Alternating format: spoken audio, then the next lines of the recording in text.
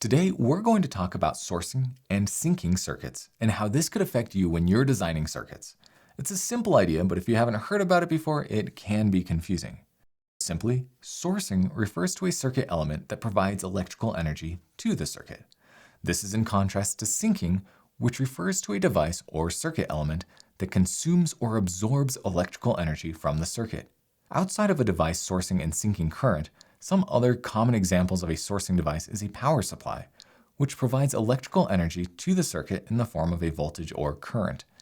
A sink could be considered the load itself, which consumes electrical energy in the form of current and converts it into other forms of energy, such as light, heat, or motion.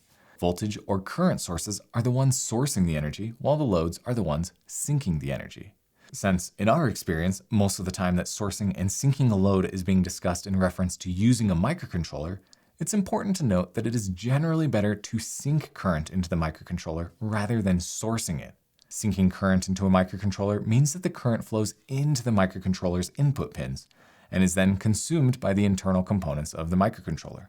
While this may sound strange or non-ideal, it is generally easier for the microcontroller to shunt this current to ground and absorb a little power as heat rather than try and generate the sourcing current. If you decide to source a lot of current from a microcontroller, this may cause voltage droop on the VCC input to your microcontroller, introducing noise or even causing brownout conditions. It's worth noting that depending on the microcontroller used, it may have an internal protection mechanism, such as pull-up or pull-down resistors and clamping diodes. These are designed to help sink current into the microcontroller, further enabling them to safely handle the incoming current. There are, of course, many exceptions to this suggestion where you will want to source current from a microcontroller. While this method is less common and less versatile for digital circuits, it is used for analog circuits where the microcontroller acts as a current source. Also, as a source, the microcontroller can output data or control signals to other devices. For example, if you want to control the speed of a motor, you would use a microcontroller as a source to send a PWM signal to the motor.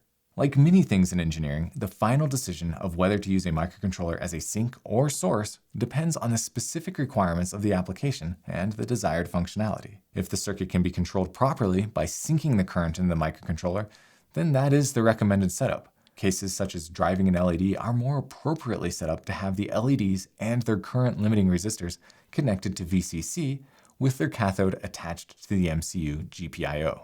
However, when driving a communications line with specific voltage levels required and tight timing, then the microcontroller will act as the source, driving the voltage as needed.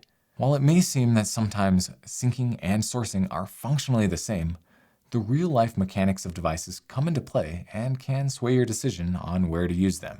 While I have intentionally focused primarily on MCUs, it is important to pull back and remember that, at a higher level, sourcing current is simply creating current, and syncing current is either shunting current to ground or absorbing current.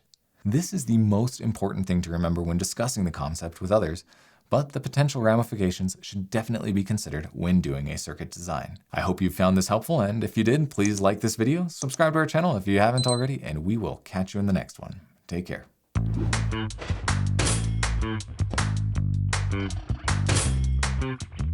Hey, I hope this tutorial was helpful. Did you know that CircuitBread.com also has more useful engineering content? In addition to the tutorials, textbooks, tools, and other things, we have dozens of EE FAQs that explain quick, standalone concepts that are helpful for electrical engineers. Go check them out.